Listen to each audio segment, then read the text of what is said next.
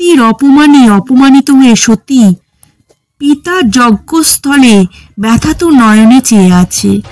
পিতার অপমানে সতীর চোখে অশ্রু জমেছে। সতী পতির নিন্দে সহ্য করতে না পেরে অগ্নিযজ্ঞে নিজের শরীর ত্যাগ করেন। সতীর দেহত্যাগের সংবাদ শুনে মহাদেবের ধ্যান ভগ্ন। মহাদেবের ক্রোধে কেঁপে উঠছে প্রকৃতি পৃথিবী। নিঃস্ব সতীর দেহ নিয়ে মহাদেবের যন্ত্রণাময় পথ চলা। সতীকে বুকে নিয়ে মহাদেবের বিধ্বংসী তাণ্ডব।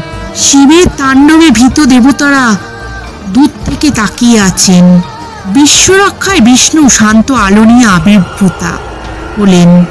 বিষ্ণু সুদর্শন চক্র দ্বারা সতীর দেহ আলোকখণ্ডে বিভক্ত হয়ে পতিত হচ্ছে। অঙ্গ পতনের সাথে সাথেই জেগে উঠছে 51 সতীপীঠ। মা সতী শক্তির রূপে ফিরে আসায় শান্ত হলেন মহাদেব।